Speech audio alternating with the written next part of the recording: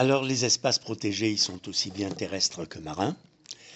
Ils sont très divers dans leur terminologie, que ce soit en France, que ce soit dans le monde. Ils sont également très divers dans leurs objectifs, qui ne sont pas uniquement, évidemment, de protéger la biodiversité, de protéger les espèces et les écosystèmes, mais leurs objectifs, c'est aussi l'éducation du public. Leurs objectifs, c'est aussi les loisirs.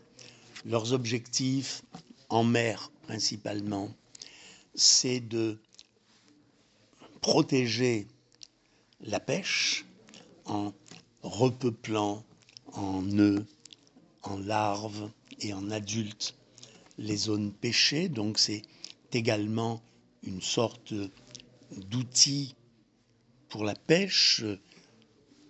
Je dis un couteau suisse, multi-usage, multifonction.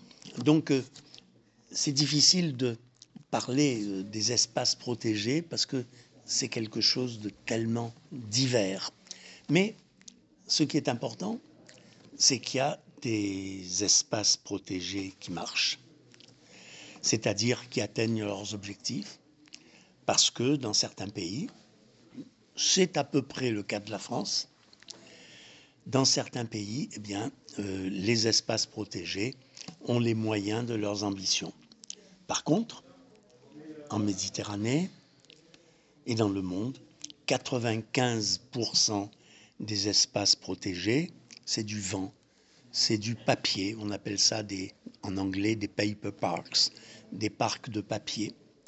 Et malheureusement, beaucoup de gouvernements, y compris dans une certaine mesure le gouvernement français, eh bien, pour faire du chiffre, pour remplir nos obligations internationales, il faut protéger tel pourcentage de la terre, tel pourcentage de la mer.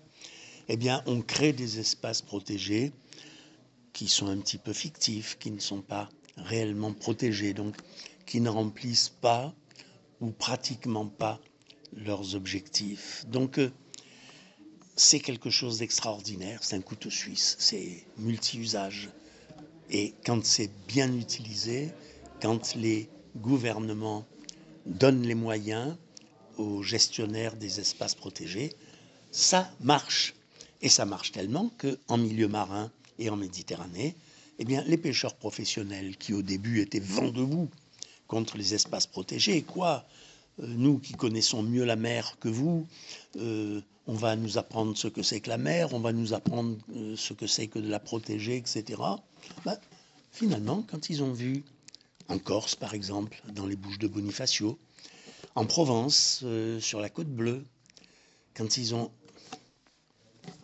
sur la Côte d'Azur, quand ils ont vu combien les espaces protégés marchaient, combien on pêchait mieux finalement dans ou à côté des espaces protégés que dans les zones non protégées, et bien finalement, il y a des pêcheurs qui avalent leur orgueil ou qui avalent ce qu'ils ont déclaré auparavant et qui disent « mais si on créait un espace protégé dans ma commune ou dans ma région, par exemple à Saint-Raphaël, pour citer un exemple relativement récent, vous accepteriez de nous aider ?»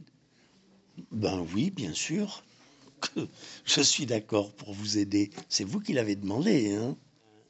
Je suis membre du conseil scientifique du parc national de Port-Cros depuis une quarantaine d'années. Je suis membre du conseil scientifique de la réserve naturelle de Scandola en Corse depuis sa création, il y a un peu plus de 30 ans. Je suis membre également du conseil scientifique de la réserve naturelle des Bouches de Bonifacio. Et dans le cas du parc national de Port-Cros et de la réserve, j'ai été président du conseil scientifique pendant plus de 25 ans.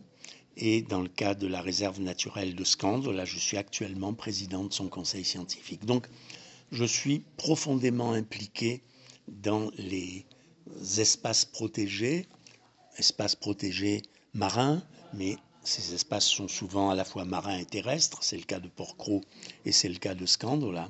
Donc pour moi c'est quelque chose de très très important et pour cette raison j'ai participé à de nombreuses réunions internationales sur les espaces protégés parce que j'ai une certaine expérience dans ce domaine et que certains, y compris dans des pays étrangers, souhaitent venir me demander de leur expliquer mais comment vous avez fait pour convaincre les gestionnaires, convaincre les pêcheurs, convaincre les élus.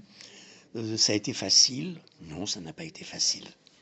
Mais avec de bons arguments et avec de l'insistance, parfois on y arrive.